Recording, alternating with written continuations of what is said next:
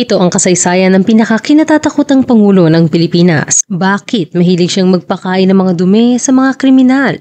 Sino ang pumilit sa kanyang tumakbo bilang Pangulo?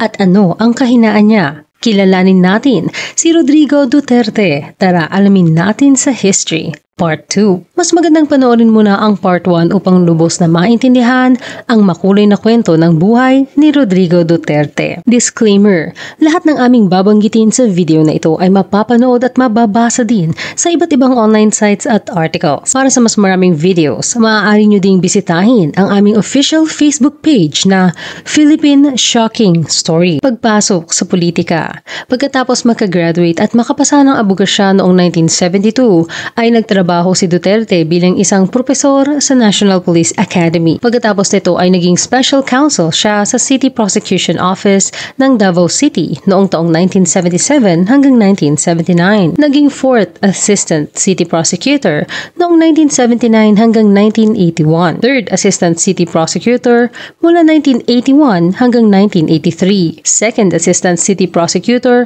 mula 1983 hanggang 1986. Ang prosecutor o taga-usig ay responsable sa pag-iimbestiga, pagsasampa ng kaso at pagrerepresenta ng mga ebidensya sa korte laban sa mga inaakusahan ng krimen sa pamamaraang etikal, patas at walang pinapaboran. Ayon sa article ng Bulatlat, Special Counsel pa lamang si Duterte ay iniimbestigahan na niya ang mga kasong kinasasangkutan ng mga tauhan ng pulis at militar, pati na rin ang mga kasong subversion o rebellion na isinasampalaban sa mga umano'y miyembro ng New People's Army o NPA. Ayon sa kanyang dating boss na si Emmanuel Galicia, matapang daw si Rodrigo Duterte. Hindi daw siya natatakot gawin ang mga bagay na hindi magawa ng ibang prosecutor noon, lalo na't panahon pa ng martial law. Gaya na lamang nang irekomenda niya ang pag-uusig sa isang abusadong tauhan ng militar.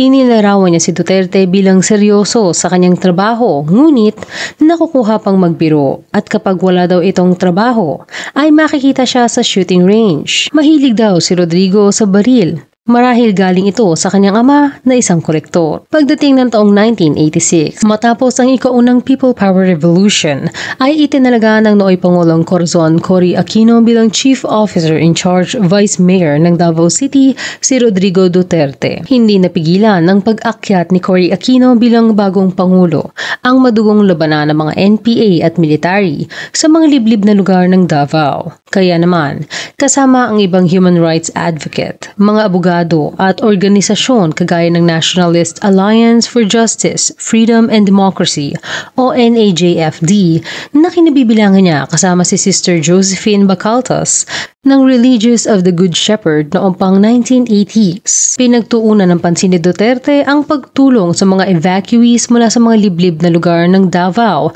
at ang pagpapalaya ng mga sundalong binihag ng NPA. Sa pagbisita niya sa mga kabundukan sa Davao na mayroong impluensya ng NPA, ay madalas siyang hinihikayat ng mga tao na tumakbo bilang mayor. Ngunit noon daw ay sinabi ni Duterte na wala siyang ganoong plano, pero gagawin lamang niya ang nais ng mga tao. Dagdag pa dito, natutol din ang kanyang ina na pumasok siya sa politika.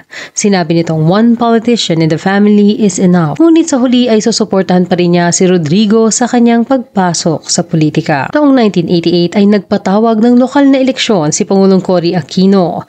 Ang kanyang ine-endorso o sinusuportahan na tatakbo bilang mayor ng Davao City ay si Zafiro Respicio na itinalaga niyang officer in charge mayor ng Davao City noong 1986. Sa kabilang banda, kinausap ni Duterte ang kanyang ina sa ikatlong beses na buo na ang kanyang loob na tumakbo. Sinabi niya ditong wala silang gagastusin. Sa kanyang unang pagsabak sa politika ay sinuportahan siya ng kanyang tiyuhing si Alejandro Landring Almendras, isang batikang politiko, logging magnate at kaalyansa ni Ferdinand Marcos Sr. na ang pagkakaibigan ay nagsimula pa noong sila ay mga baguhang senador pa lamang. Noong panahong ito, ayon sa article ng The Duterte Marcos Connection, ay mayroon na daw matinding alitan sa pagitan ni Almendras at Respicio.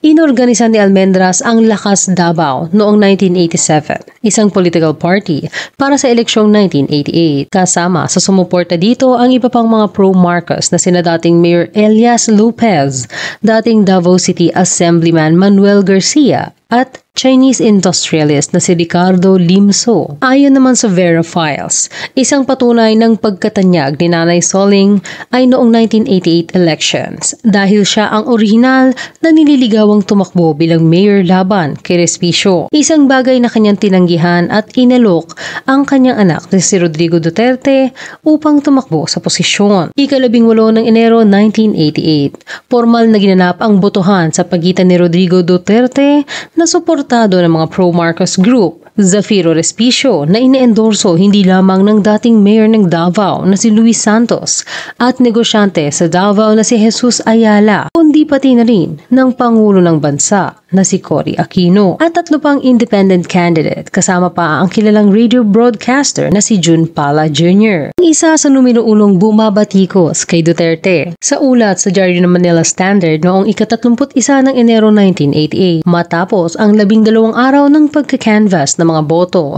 ay formal nang ipinroklama ng Davao City Board of Canvassers si Rodrigo Duterte ang nanalo bilang mayor. Nakakuha siya ng 36% ng mga boto o mahigit 100,000, habang ang pinapaborang si Respicio ay nakakuha naman ng 34.59% o mahigit 73,000 boto, na sinundan naman ni June Pala na may mahigit 70,000 boto. Termino ni Duterte bilang mayor noong 1988 ay tumagal hanggang 1998 dahil 2 beses pa siyang nanalo sa pagitan nito, noong halalang 1992 at 1995. Noong 1998 hanggang 2001 ay nagsilbi naman siya bilang congressman para sa 1st District ng Davao City. Noong 2001 hanggang 2010 ay nanalo at nagsilbi siya bilang mayor, kung saan 2 beses siyang nanalo dito, una noong 2004 at pangalawa noong 2007, kung saan wala siyang katunggali sa posisyon at running mate niya bilang vice mayor ang sariling anak na si Sara Duterte. Noong una ay ayaw sana niyang pumasok ang kahit sinong anak sa politika,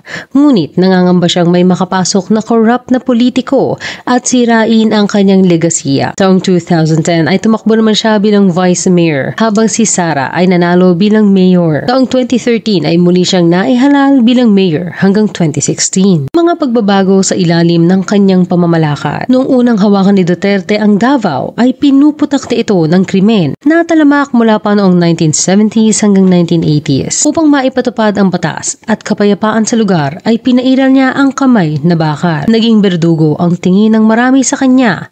Binansagan pa siyang The Punisher ng Time Magazine noong 2002. Sa mga nasasakupan naman niya ay isa siyang minamahal at nirerespeto bilang tagapangalaga ng kapayapaan at kaligtasan ng mamamayan. Sa mga natulungan naman niya ay isa siyang mapagbigay, mapagmahal at may gininto ang pusong si Tatay Digong. Sa paglipas ng panahon, sa ilalim ng kanyang pamumuno ay nakaranas ang Davao City ng pagtaas ng ekonomiya at malaking pagkabawas ng krimen. Mula sa dating kinatatakutan at iniiwasang lugar, ngayon ang Davao ay isa na sa parating na i-rate bilang isa sa pinakaligtas na lugar sa bansa. Makailang ulit din silang nabigyan ng parangal bilang most child-friendly city for highly urbanized category noong 1998, 1999, 2013, 2014, 2015 at 2017. Sinikap niya ding pagkaisahin ang iba't ibang tribo at politikal na grupo sa syudad. Nagtalaga siya ng mga deputy mayors upang magrepresenta ng administrative districts, gayon din sa mga lumad at moro sa pamahalaang lungsod. Isang bagay na kalaunan ay ginaya ng iba pang mga lungsod sa ibang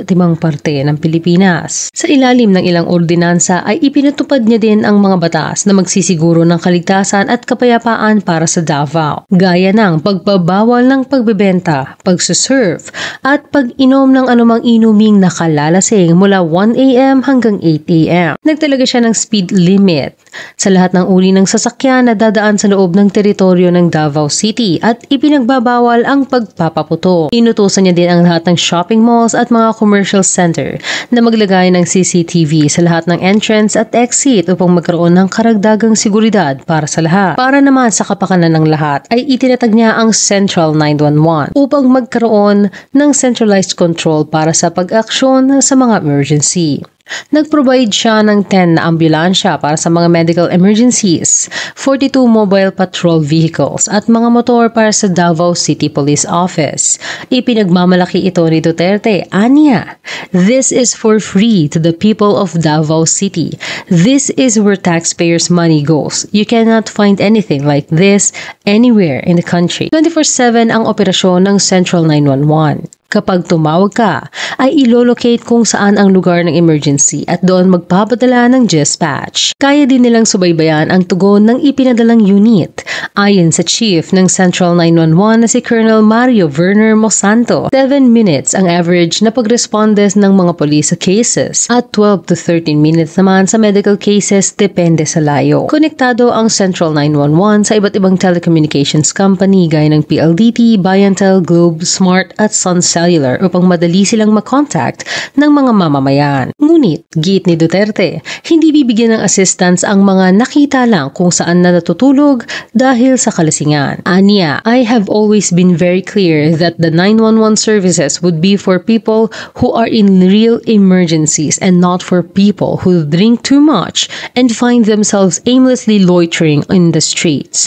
The 911 is not for drunkards." Nakakakuha din ang Central 911 ng mga prank callers. Sinolusyonan ito ni Duterte sa pamamagitan ng pagbabanggit ng kanilang mga phone numbers sa kanyang weekly TV show na gikan sa masa para sa masa. Dahil dito ay labis na bumaba ang dami ng mga prank callers. At dahil karamihan ng mga prank calls ay galing sa cellphone, gumawa sila ng arrangement sa mga telecommunications companies na hindi na magiging libre ang pagtawag. Para sa mga tunay na emergency naman, kapag nawala ng prepaid load ang caller, ay makakapag-initiate ng callback ang Central 911 upang maasikaso ang legit na caller. Mula nitong 2007 ay wala ng prank caller sa kanilang data. Maging sa mga lugar na hindi sakop ng kanyang pamamalakad ay hindi nagdadamot ng tulong si Duterte. Gaya na lamang noong 2013 kung saan kasalukuyan siyang nagsisilbi bilang mayor, ay nagpadala siya ng rescue at medical teams sa Tacloban na labis na nasalanta ng Super Typhoon Yolanda. Nagbigay ng financial assistance sa Bohol at Cebu para sa mga biktima ng lindol. Ngunit hindi lahat ay natutuwa sa pamamaraan niya ng pagpapatupad ng batas. Gaya na lang noong Hulyo 2012 ay kumalat ang balita na pinakain niya sa isang lalaki ang papel na ginagamit umano nito para sa panluloko. Dinakip ng mga pulis si Manolito Gavas matapos nilang mabalitaan na naniningil ito ng 250 na renta sa mahigit 50 na pamilya ng mga illegal settlers gamit ang lupang hindi niya naman pagmamayari sa Victoria Village sa Barangay Matina, Aplaya, Davao City. Idinitain siya sa Tolomo Police Station kung saan dumating maya-maya ang Noy Vice Mayor na si Rodrigo Duterte. Ilang saglit lamang ay makikitang ngumunguya na si Gavas habang pinauubos sa kanya ito ni Duterte. Ang ipinanguya kay Gavas ay ang mga pekeng dokumento na ginagamit umano nito sa kanyang panluloko. Nang makapanayam si Gavas ay sinabi niyang Supreme Court daw ang may desisyon na bilang isang veterano noong World War II may karapatan umano siyang okupahan ang anumang bakanteng lote na kanyang nanaisin. Ngunit, ang bakanteng loteng pinauupahan niya ay isang pribadong pag-aari ng isang Victoria Reformina na desidido ng maghain ng reklamo laban kay Gavas.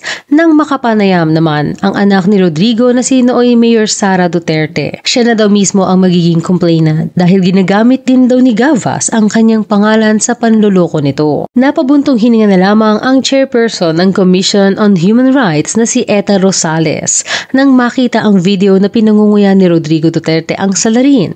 Sinabi niyang hindi dapat inaabuso ang kapangyarihan.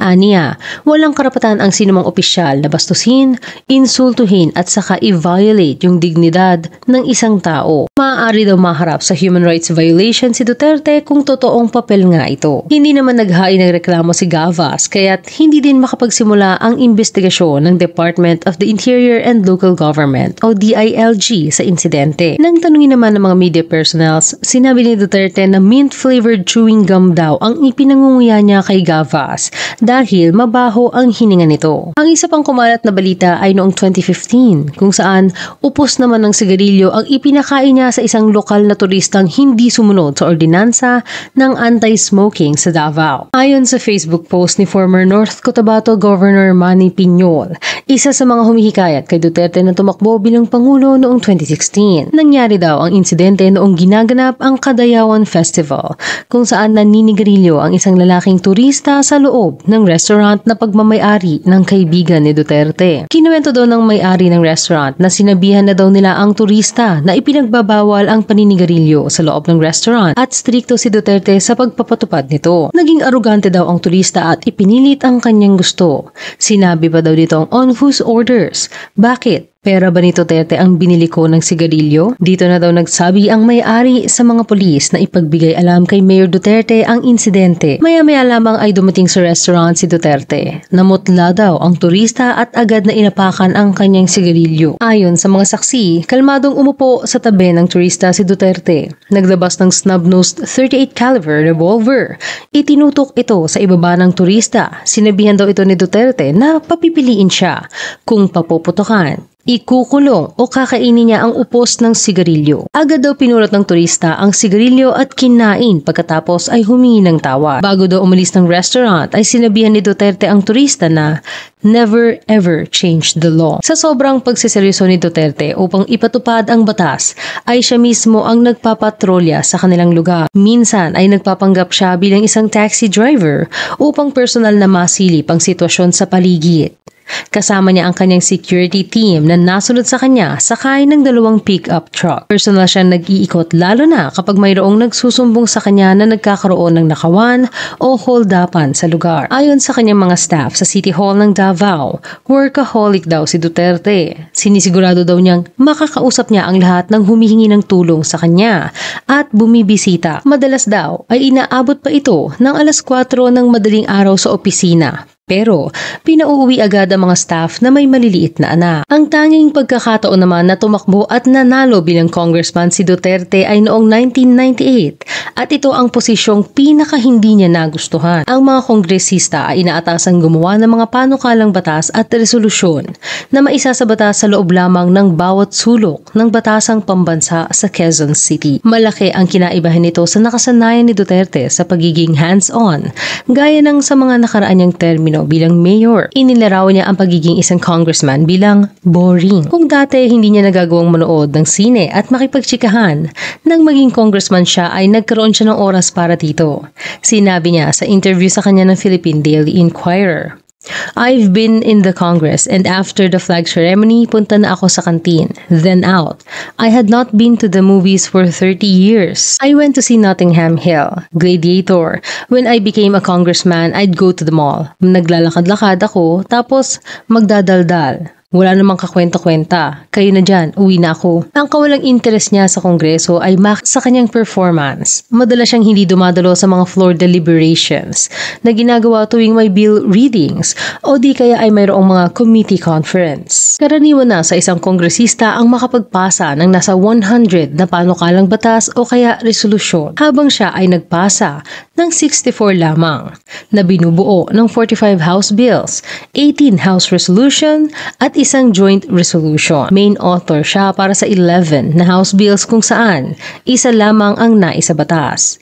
Ito ay ang Republic Act 8969 na idineklara ang bawat ikatlong Biyernes ng Agosto bilang special holiday sa Davao City. Ilan sa mga inakdaan niyang panukalang batas ngunit hindi naisabatas ay ang mga amendments sa Revised Penal Code. Ang iba naman ay reorganization at reform na saklay ang mga pulisya at judiciary reorganization. Sa unang bahagi ng 1999 ay inakusahan ang anak niyang si Paulo Duterte ng pananakit sa isang security guard sa hotel. Nang mapag-alaman niya ito ay nag-alok siyang magbitiw at iyon na nga ang kanyang ginawa. Nagpasa siya ng resignation letter kay nooy Speaker Manny Villar. Ngunit hindi niya ito tinanggap dahil sa ang Kongreso ay isang collegial body at pantay lamang sila. Kaya lumapit si Duterte sa nooy Pangulong Erap Estrada na hindi rin tinanggap ang kanyang resignation. Kaya naman tinapos na lamang niya ang kanyang termino hanggang 2001. Mga nakarelasyon.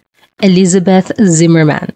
Taong 1973 ay pinakasalan ni Rodrigo Duterte si Elizabeth Zimmerman, isang flight attendant ng Philippine Airlines. Si Elizabeth ay mayroong dugong German-American. Sinabi din ni Rodrigo Duterte na ayon sa oral history o salin kwento, mayroong lahing Jew ito mula sa ninuno ng kanyang ama na tumakas papuntang Pilipinas noong panahon ng Nazi Germany. Ang kanilang pagsasama ay biniyayaan ng tatlong anak, si Paulo o Pulong ang panganay, si Sara o Inday Sara kung minsan siya ay tawagin ang sumunod, at ang ikatlo ay si Sebastian o Baste. Si Paulo at Sara ay parehong kumuha ng law at pumasok sa politika, habang si Baste naman ay hindi naging interesado sa politika at nag-focus sa negosyo at pagsuserve. Ngunit kalaunan ay tumakbo at nanalo bilang mayor ng Davao City noong 2019. Sinabi ni Elizabeth na si Sara daw ang paborito ni Duterte at palaging kinakampihin ito kaysa sa dalawang kapatid na lalaki.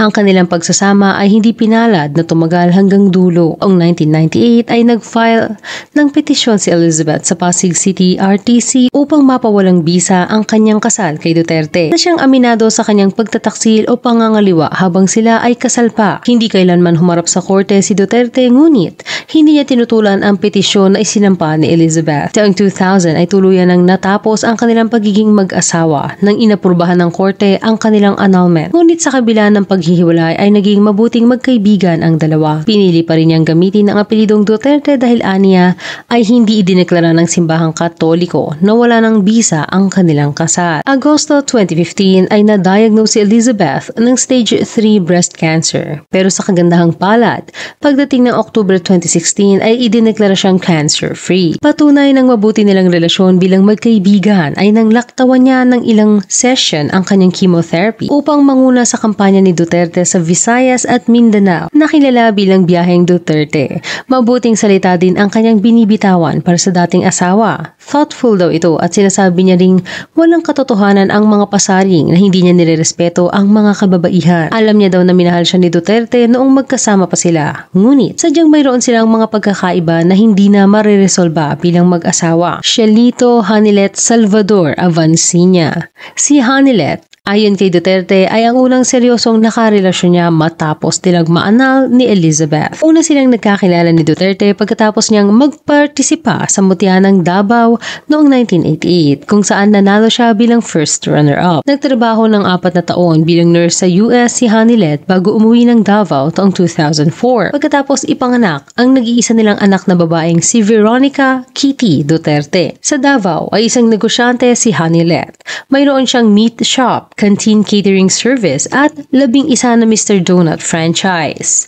Naging present din siya sa kampanya ni Duterte sa Luzon, at dahil hindi maaaring gampanan ni Sara Duterte ang pagiging first lady para sa kanyang ama dahil naluklok siya bilang mayor ng Davao, ay nagampanan naman ito ni Hanilet. Pagkapangulo, malaking bahagi ng pagiging pangulo ni Duterte ay nanggaling sa mga taga-suporta niyang walang sawang humikayat sa kanya na tumakbo sa kabila ng patuloy niyang pagtanggi sa mga ito. Sa isang documentary ng TV5 na pinamagatang Pangulong Prom D ay sinabing noong 2016 ay makailang ulit nang tumanggi si Duterte na tumakbo bilang Pangulo sa kabila ng kaliwat kanang panghihimok ng kanyang mga nasasakupan. Ang salitang Prom D ay isang Filipino slang na ang ibig sabihin ay probinsyano. Mula ito sa Pinoy accent na pagbigkas ng from the province o from the province. Pebrero 2014, sinimula ni Barangay Captain Marma Sanguid ang Duterte for 2016 President Movement na naglalayong makalikom ng 9 milyong pirma upang kumbinsihin ang kanilang Mayor Rodrigo Duterte noon upang tumakbo. Naniniwala siyang si Duterte lamang ang may kakayanang pag-isahin ng mga Pilipino dahil sinusunod ito ng mga tao. Marso 2014, sa kanyang TV program sa Davao na Gigan sa Masa para sa Masa, ay sinabi niyang walang makapagpapatakbo sa kanya. Dahil dito ay nagrally ang mga taga-suporta ni Duterte sa Davao. Hindi lamang nila nakamit ang 9 milyong pirma kundi nalampasan pa nila ito at umabot ng 11 milyon para sa panawagang tumakbo siya sa pagkapangulo sa darating na eleksyong 2016. Ngunit naging matigas pa rin si Duterte sa kanyang desisyon. Dismayado man ay nagsimula na ding manahimik ang kanyang mga supporters sa kanilang panawagan. Setyembre 2014, inalok siya ng nooy presidential candidate na si Senadora Miriam Defensor Santiago na maging running mate o vice-presidente niya. Ngunit maging ito ay tinanggihan ni Duterte. Aniya, I'm really flattered and honored by the declaration of Senator Santiago. But unfortunately, I said I am not good for national office and besides, I intend to retire after this term. Taong 2015 ay tila biglang nag-iba ang ihip ng hangin nang ilunsad niya ang listening tour kung saan nilibot niya ang mga di umunoy vote-rich areas sa bansa upang talakayin ang benepisyo ng federalismo. Isa daw itong estratehiya upang makuha ang atensyon at kuryosidad ng mga tao na kahit hindi pa maintindihan ang kanyang paksa ay mapapansin nila ang isang tao mula sa malayong Mindanao na hindi naman tatakbo ngunit umiikot at nagsasalita. Noong simula ay mariing itinanggi ng kampo ni Duterte na namumulso lamang sila. Ngunit inamin nilang dito nila napansin na malakas ang hatak ni Duterte sa tao. Ayon kay Bongo, ang dating executive assistant ni Duterte na binansagan na masabilang pambansang photobomber, ay mas interesado pa ang mga tao kay Duterte kaysa sa kanyang paksa na federalismo. Iba daw ang karisma nito sa mga tao at sa kanilang listening tour din daw naramdaman ni Duterte ang pagmamahal sa kanya ng mga tao. Sa kanyang listening tour ay namigay din ang kanyang kampo ng mga tila campaign materials gaya ng mga t-shirt, baller bracelet, magazines at sticker. At tuwing magsasalita siya ay tila isang kampanya ang ginaganap dahil sa lakas ng sigawan ng mga taong nakikinig. Ngunit tila bingi siya sa mga sigaw ng tao. Noong Pebrero 2015 ay sinabi niyang wala siya ng brilliance ni Marcos Sr. o kaya naman ay ng talino ni Santiago. Mapapahiya lamang daw siya dahil maliit lamang siya at galing pa sa malayong lugar ng Mindanao. Aniya, may medical issues na rin ako. Matanda na ako. Had God wanted me to be president, He would have opened the door for me when I was younger. Lagi niyang idinadaan sa biro ang mga tanong patungkol sa pagtakbo para sa pagkapangulo na siyang pinamumulan ng halakhakan mula sa kanyang mga taga-subaybay. Pero hindi niya inuurungan ng mga tanong sa kanya kung ano ang kanyang gagawin kapag siya ay naging pangulo na. Setyembre 2015, na-interview siya sa TV show na Happy Hour kung saan muli niyang pinagdiinan na kailanman ay hindi niya sinabing tatakbo siya dahil sa tatlong dahilan. Una, matanda na siya. Ikalawa, ay ayaw ng kanyang pamilya at lagay ng kanyang kalusugan dahil may spinal issues na siya at sakit na Buerger's disease na nakuha niya sa paninigarilyo. Ito ang dahilan kung bakit ipinatupad niya ang anti-smoking ordinance sa Davao. At ikatlo ay wala siyang sapat na pondo para sa pangangampanya na una na niyang sinabing ayaw niyang manghiram o humingi ng tulong dahil ayaw niya ng utang na loob. Gumunti naman ang kanyang mga tagahanga na umabot hanggang Manila. Nagkita-kita ang mga ito sa Quirino Grandstand at tila bilang huling paghimok sa kanya ay muling nagrally ang mga ito at naglunsad muli ng signature campaign at nag-donate ng piso para sa pondo na kanyang kampanya. Sila na rin ang nagpagawa ng sarili nilang mga t-shirt at endorsement campaign paraphernalia. Pinatrending din nila sa social media ang hashtag Duterte 2016 at hashtag Do30. Naantig naman si Duterte sa ipinakitang suporta sa kanya at nagpasalamat, ngunit humingi ng panahon para pag-isipan ito. Agad na tumaas ang kanyang rating at halos nahigitan pa ang iba pang mga presidential candidates gaya nila Grace Poe, Jejomar Binay at Mar Rojas. Oktubre 2015, linggo ng pagpasa ng COC o Certificate of Candidacy. Lumabas sa balita ang magdamagang pagpapalipas ng mga supporters ni Duterte sa labas ng COMELEC upang ipakita ang kanilang suporta. Ngunit, ang mga ibang kandidato ay nagsipag-file na ng kanilang COC, habang ni Anino ni Duterte ay hindi nagpakita. Ikalabing-4 ng Oktubre 2015, muling binuhay ng anak ni Duterte na si Sara ang panawagan ng mga tao sa pamamagitan ng pagpopost ng larawan ng kanyang pagpapakalbo sa Instagram, kasama ang caption na hashtag Duterte 2016 at hashtag kalbo para sa pagbabago. Maraming sumunod sa kanyang yapak at nagsipagpakalbo din bilang pagpapahayag ng kanilang pakikiisa. Kinabukasan, dumating si Bongo upang magsumite ng COC ni Duterte. Ngunit ikinadismaya ng mga supporters ni Duterte ang nakasulat sa statement shirt nito na no is no. Ang kanyang isinumite ay COC ni Duterte para sa pagka-mayor ng Davao. Ipinarating niya sa mga tao ang mensahe ni Duterte na, "Thank you, but I have decided to run for mayor of Davao City again." Nauso ang hashtag DuterteZoned at nagtrending ang hinaing ng mga taga-suporta niya. Hanggang sa huling araw ng filing ng candidacy ni Duterte ay nanatili ng magdamag ang kanyang mga taga-suporta sa labas ng COMELEC. Ngunit hindi talaga pumunta si Duterte. Noong mga oras na iyon ay maging si Bongo daw ay sinubukang kumbinsihin pa siya sa huling sandali, ngunit tumanggi pa rin ito. Dito na naisipan ng mga malalapit sa kanya at mga kaalyado ni Mayor Duterte na gamitin ang kanilang huling alas. Gamit ang panuntunan ng COMELEC na maaaring palitan ng isang partido ang kanilang kapartido kung sakaling ito ay pumanaw, madiskwalipika o di kaya naman ay mag-withdraw hanggang ika-10 ng Disyembre. Nagpasa ng COC para sa pagkapangulo ang dating barangay captain Martin Dino sa ilalim ng PDP laban kung saan miyembro siya mula 1982. Di umano ay ginamit lamang siya bilang placeholder para kay Duterte. Ang ilan naman ay kinwestiyon at pinuna ang kanyang pagiging kandidato. Nabansagan pa siyang nuisance candidate. Ika-18 ng Oktubre, isang mahalagang pangyayari ang naganap. Namataan ng media sa isang mall si Duterte at nang kapanayamin nila ito ay sinabing 3 out of 10 ang scale na tatakbo pa rin siya bilang Pangulo. Kwento ni Bongo, pinagkaguluhan daw noon si Duterte ng mga tao at umabot ng 2 oras na siya ay nakatayo doon para sa mga pagpapapicture ng mga tao habang ang iba naman ay galit.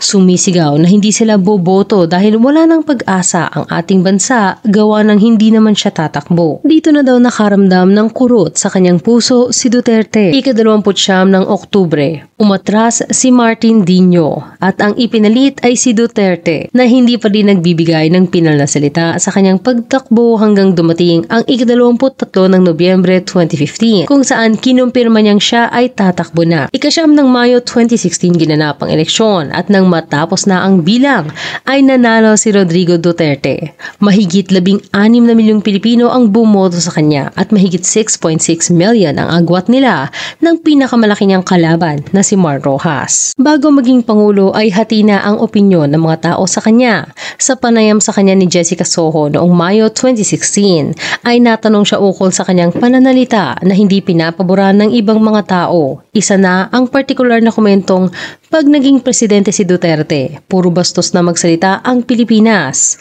Sinagot naman niya itong, "Di maganda, ano bang problema mo? Di yung 15 million pareho magsalita sa akin. Ikaw, magsabay-sabay kayo, wag ninyo buksan yung bunganga nyo." Pero, sa mga nakakakilala naman ng personal kay Rodrigo Duterte, ay iba ang kanilang sinasabi.